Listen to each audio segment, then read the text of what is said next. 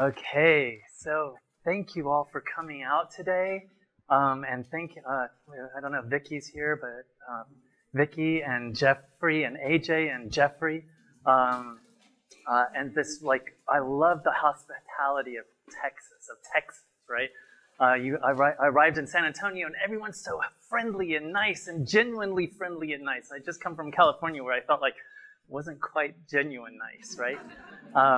Anyway, I'm very happy to be here today. I'm going to just mention a couple of things, and then we're going to jump right in and hear some of these microfictions, flash fictions.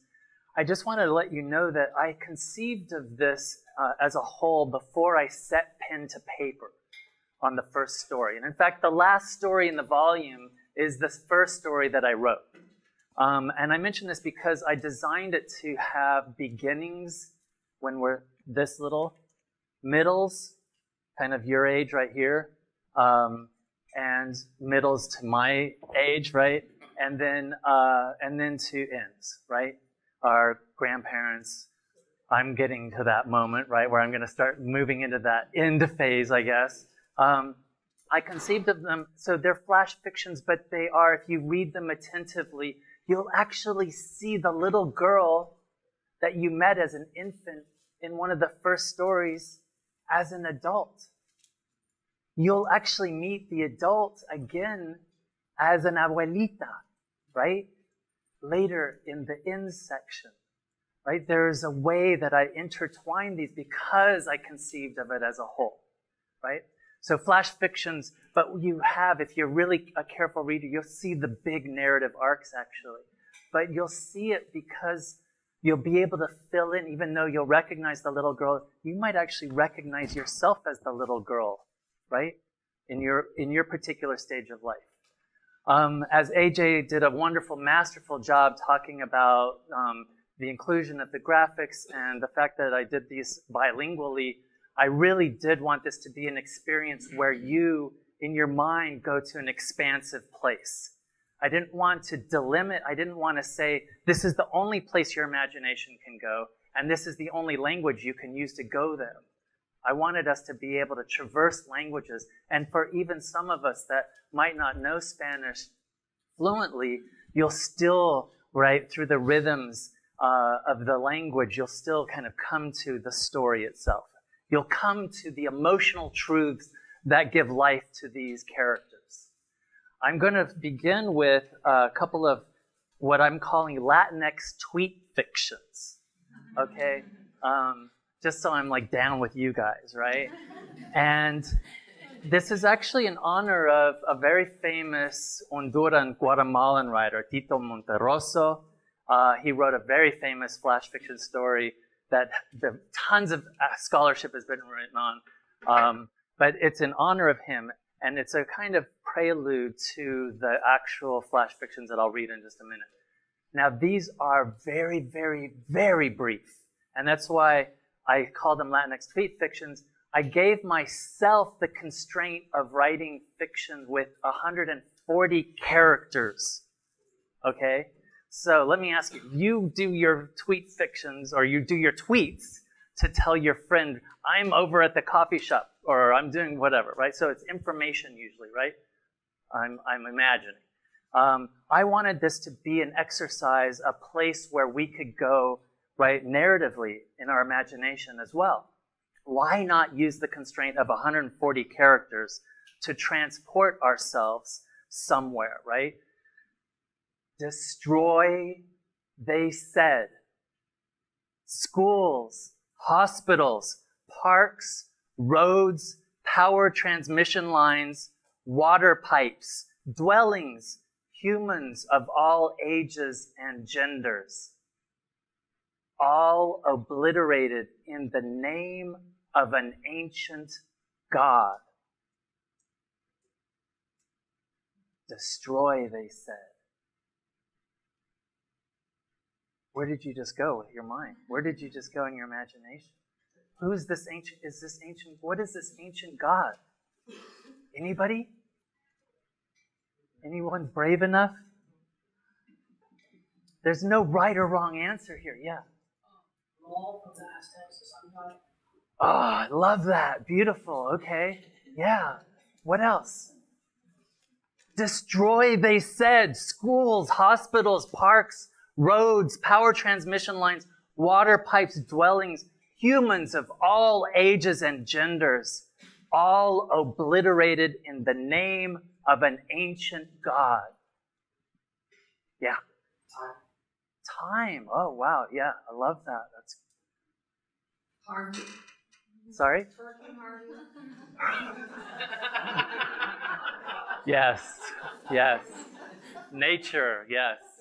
That's absolutely true. So there's enough here for me to provide the compass direction. But what if I had actually named the ancient God? Then you would not have been able to go to these places that you just went to, right? You still have the feeling, you still have the emotion of it. But if I had named it, it would have delimited, it would have straitjacketed your imagination, right? Okay, let's do one more Latinx tweet fiction. Planning to teach. Some of us have just been doing that, right? Planning to teach. Learning to read and write in order to teach to read and write. So they were killed. Planning to teach. Learning to read and write in order to teach to read and write. So they were killed.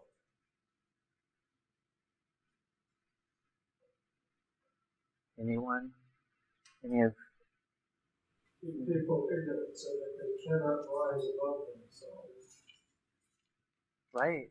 The risks one takes or has had to take historically and even now to be literate, to have the tools, the knowledge, right? And yet there are people, there are structures in place that want to make sure we don't have those tools, right? Anyone else? Yeah. I would just say the overthrow of one government to another government. The overthrow of one government to another government, and maybe specifically a government that wants to suppress. Yes, Yeah. that's it. Okay. Good. Yeah. It actually makes me think of females who aren't allowed to be educated. Yes, women. The long struggle for suffrage, emancipation, the tools, the access to knowledge, and in fact, it still continues. Yeah. I think of too the Holocaust in Arizona. Yes, the Holocaust in Arizona. Yeah, so very, very, very apt, right? The both of these. So Arizona, of course, the banning of things like ethnic studies, but not just banning, the punishing. The Holocaust, yeah. Journalism, absolutely. We lose journalists constantly. What about the 43 that were murdered in Mexico? At a teacher's college. Poor Latinos from rural Mexico going to a very important place to learn the tools, right? To teach, to read, and to write. Murdered and disappeared. So they were killed. Our history in this country of slavery, right? So here we have a Latinx tweet fiction, and I'm hoping that the 140 characters or less transport us to these different places. I'm going to move into the beginning section, and I've got slide because, as AJ mentioned, the Chileans that I had do the art, I did not want them to illustrate the stories. I wanted them to interpret and have an expansive moment with the stories, right? So think of these less as illustrating and more as expanding where we go with our mind. Purposefully wanted them from Chile, from Latin America, because of that sense of us traversing borders constantly in our mind and our culture and our languages. Lexicon. I learned how to read before I could speak. I apprehended the world through its material manifestations, its signs. Later, black scratches and blank spaces will tell me of the absent world. Lexis, Greek for word, and also for speech. I can't speak. I'm left alone with my thoughts.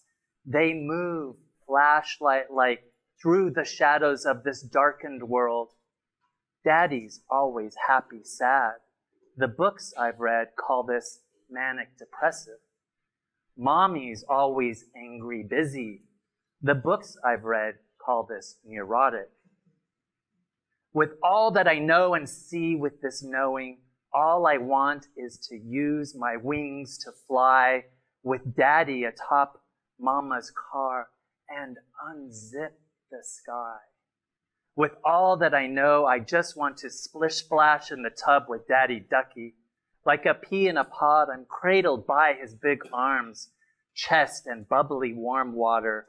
His hums and the gentle swirl of water open me to the repeats of dreams I had in Mama's tummy. I know the world of adults through books. It's one-sided. They don't grasp me.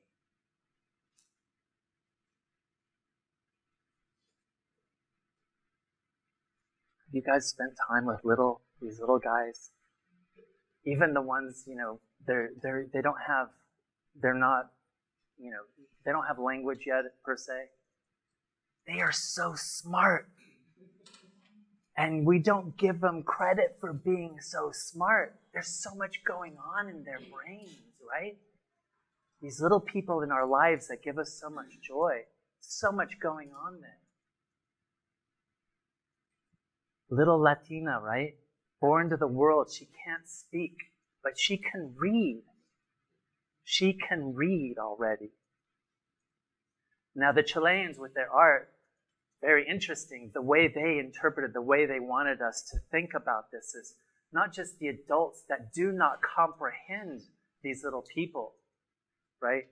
But the adult world is something kind of almost infested with commercialism, TV, McDonald's, right? All these objects. And it's the kinds of thing we're throwing at kids, but we're really doing them a disservice, right?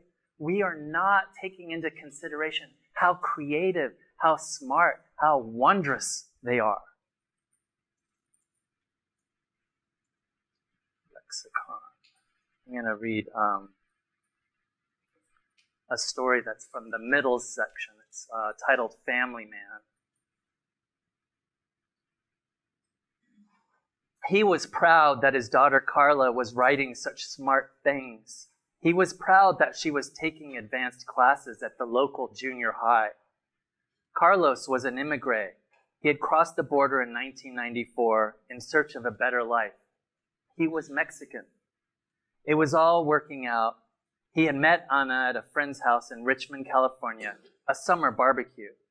They were in love. They wanted to have a family. After apprenticing with an HVAC veteran for a year, he was about to begin work for a heating company, Thermos. It was a good time to buy a house and settle down with the family. They couldn't afford a house but could make kids.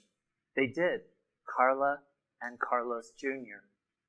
He was proud of both. He was proud that Carla was doing well in school, that she had copied lyrics from a Kurt Cobain song and turned them into her own poetry. He thought everything she did was a major accomplishment. He was proud that his son Carlos Jr. already had a girlfriend, a gabacha, with a penchant for Latinos, who liked to be called Alicia, and met Alice, and not Alice. He was proud that Carlos managed to maneuver his way through 10th grade, a difficult time for any kid, but especially a Latino in a school with blacks against browns. One evening, Carlos and Ana got the news. Carlos was pregnant and had miscarried, and Carlos Jr. got jumped. Both were at the Richmond Kaiser. Both were lying in hospital beds with tubes sticking out of stomachs and into mouths.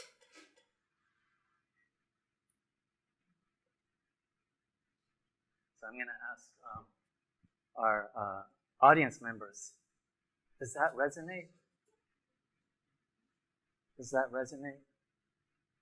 Suddenly, your life can turn like that.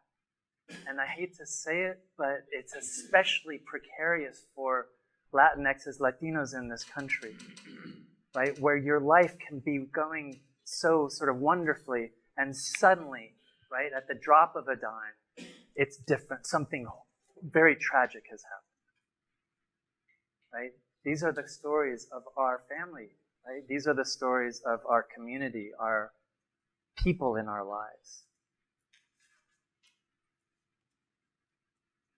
Cell 113.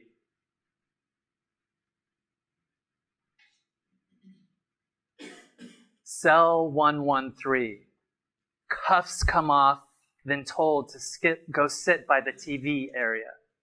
Told to keep my head low and don't look or talk to anyone. Some bad motherfuckers in here. They say never show weakness or they'll fucking kill you just like you see on TV. So I find a couple of plastic chairs, pull them together to make a bench to lie my head on till I hear my name. I snap to while the officer leads me to the wall where they take photos of us all. I think to coif my hair, but don't want the cop to think I'm making light of the conviction in sight. The camera eye clicks left, then right, then straight ahead. Fingers pressed on a glass scanning screen. You're booked, he tells me, never looking up from his paper pile. You're going in cell 113 for the night, as the judge won't be in to hear your case till 9. It's Easter weekend, so the judge might not show till Monday morn. No matter. I'm shown to my quarters for the night, a plastic bed the size of the one in my daughter's room. Silver chromed toilet shaped like the one in her dollhouse off to the side. I enter an in-between sleep and awake state, trying to count sheep, to kick out of my brain the stupidity of earlier in the day, to push out of my brain my daring life, to lose my little girl and all her smiles. Midnight, a nurse disturbs my hazed awake sleep, asking me questions. Do I have thoughts of suicide? I return to 113, ready for more sheep, but my before cheek and plastic meat, I stuff rolls of toilet paper up and down my pants to slow that frigid cold as it seeps through the cotton nylon threads. Early morning, I guess it to be, as there are no clocks in sight to read. They push a fellow into 114. He kicks, screams, and threatens to rape their daughters. Thud, thud, they shut him up. Knock, knock to the skull. Line up, the judge is in. They tell us in chain gang file. We march through rat-mazed halls, chained waist to hands. Some confusion over order follows. I finally get my chance. This is an unusual case, says the judge, then pronounces me free to go till a month and 3 days when I'm to return to hear the fate of my dumbass mistake.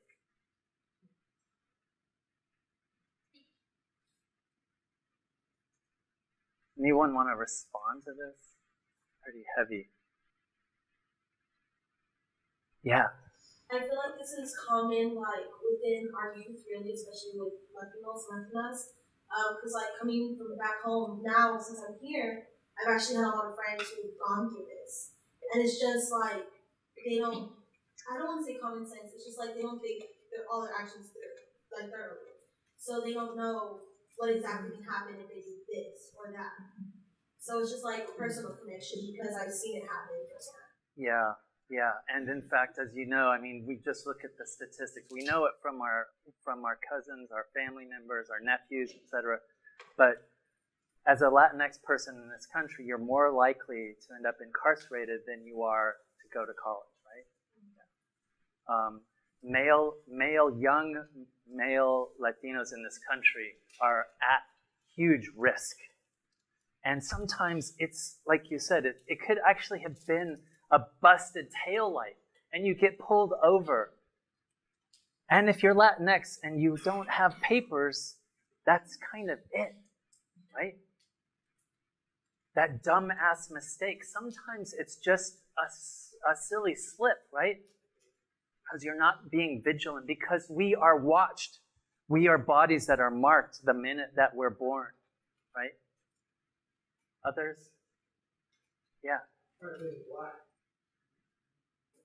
Black and Latinos are the most at risk in this country. Absolutely. Absolutely. The men, the youth. I spend a lot of time in my outreach program that AJ talked about. I spend a lot of time with young Latinos, and it's frightening, actually. The push out and the locking of the doors behind African American youth, males especially, and Latino males is horrific in this country. Instead of detention, it's suspension. And suspension with expulsion. Right? Yeah. Yeah. Actually, we don't know the gender of this person. It could be a male or a female. I mean, we're sort of making assumptions here that it's a male, but it might not be. It could be a female. Yeah, good. What about the typographic markings here? What about the Chilean, the Mapache studios, and the art that they did? Some of our students here, why? What kind of effect does it have, if any, to have these black marks on the page? Yeah, Lauren. The first thing I thought of was found poetry, where you go through and you black out certain so that there's only certain words left. That's what I thought of when I first saw it. Okay. I don't know that tradition, so yeah. What's the effect of the blacking out for that? You black out certain words, and then a whole new poem is created from Oh, yeah, words left. right. I got it. Yeah. Sure. Yeah, sorry, yeah. Others? I think in the name of security, oftentimes there's redaction, in Yeah. especially governmental. Right. What does it mean to be redacted? What does it mean to be a subject born into a world where you're more likely to be redacted than you are to be celebrated, affirmed, right? So yeah, government documents, but in general, right, this sense of kind of surveillance in a way that obliterates the subject. A mouth to feed. She grew up in the shadow of Guatemala City, in Agua Caliente, a name she never understood because nobody ever talked about having hot water. There wasn't much left at home, only her mama alive. After her father died of TB, they lost their small farm on the outskirts of town. The mama moved her and her brother to the outskirts of the big city. The mama worked as a maid. In the afternoons after school, she would help her mom finish her work so that they could piece together enough for food later that day. She was always good at school, especially with the adding and subtracting. So when she turned 14, she began working for a nice fellow at his bakery, filling order for flour, oil, salt, butter, sugar, and the like, as well as doing what little accounts he had. They lived modestly, but they lived. No one complained about the one-bedroom cinder block house they mortared together at the outskirts of town. No one complained that they didn't have water, much less hot water. Soon there would be an extra mouth to feed, however. She and this nice fellow, well, you know what can and did happen. She wasn't one of those romantics like some of her friends. She never imagined being swept off her feet and rescued from her life. No, this wasn't how she got big in the belly.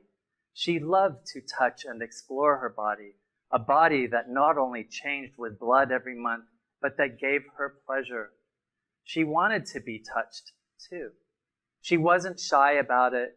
She liked the baker for no other reason than his big brown hands. They knew just how to knead the dough. It was with his hands that she made love, gently gliding up and down, circling, opening, then moving in and out. She never imagined this tingle at the surface of her skin would stop the blood from flowing. The baker ignored her. The mother abhorred her. She knew no other place to go with her little bulge than to El Norte. Screams, tattooed bodies, flashlights swinging, guns waving, gnashing teeth flickering, yanked from her blanket, hands grabbed at her body, a cold metal pain thrust into her neck, hands ripping, shirts, pants, panties. Pain, a ripping pain between her legs, silent tears. My child. As if scorched by an iron in her belly, she turned back from the river. No reason to travel north, no extra mouth to feed.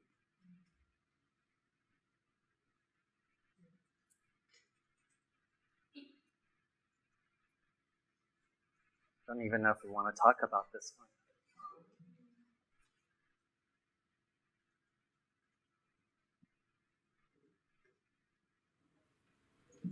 Powerful line break. But for the just get slammed with images after that line break, I think that's.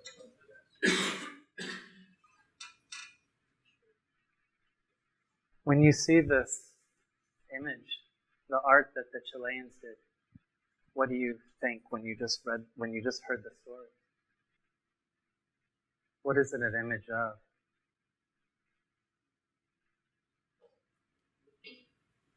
Well, I think the image showing that it was someone in authority as opposed to just a thug. It was a thug in authority. It may have caused the damage or the assault. Yeah, good. Also different ways that we're separated, right? That we are separated from our babies, our loved ones. Families are separated, right? So here we have the mama being cuffed with the sort of nylon cuffs, right? Those, and then we have the migra, the woman here with the infant, right? But there is something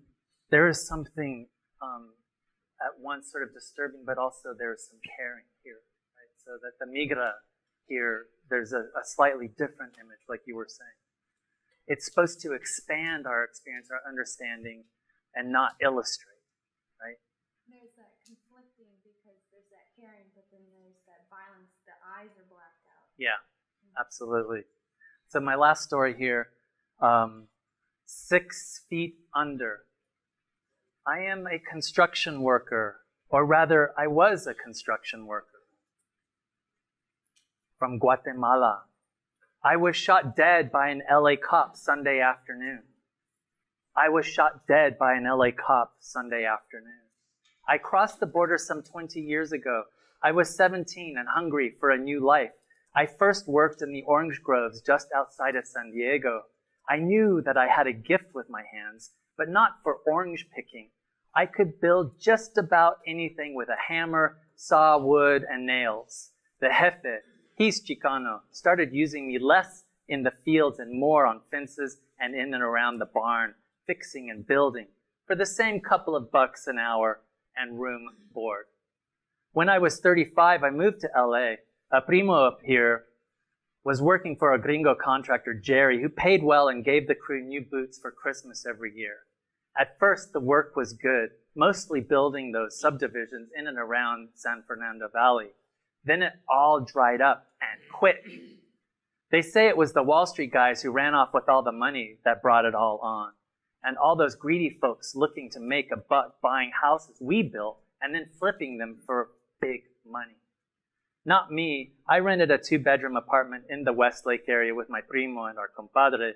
We didn't ever think we could buy one of the houses we worked on. Anyway, without work, I'd been spending more time at home drinking and waiting for a call for a job. I was doing this Sunday not solo. I was with my brand new out-of-the-box, muy rica girlfriend. Sure, we'd been drinking some. It was one of the hottest summers I remember. So we stepped out to the front steps for a cold one. At least the apartment was on the 2nd floor and so farther from the hot tarmac. Then some cop car drives into the parking lot down below us, red and blues whirling. It's the middle of the day, not your usual time for activity around here. A young Chicano cop steps from the car, gun pulled. Did some gabacha call the cops? I mean, we were just having a drink. Sure, we'd had an argument before, but the yelling was over pretty quick. I've been pretty testy lately. No work, no sense of self-worth, lots of anxiety, and with no money coming in at all. I didn't have a gun, but had a big old knife I kept close by to scare off punks when walking down to the corner store at night. So the guy comes cautiously up the stairs. By this time, I slide the knife from my back to my side just in case. I tell my new ruca to move out of the way. Step away from the woman, shouts the punk cop in broken Chicano Spanish. She moves. I move, grip the knife, and begin to lift it. Then bam! Before I can even get up, I'm shot in the chest once, twice, 3 times. I'm 6 feet under. I guess I must be somewhere near the action, 'cause I can feel the pulsing and pounding beat of the people stomping above. I can hear their shouts for justicia for me. Maybe I did count for something. Thank you.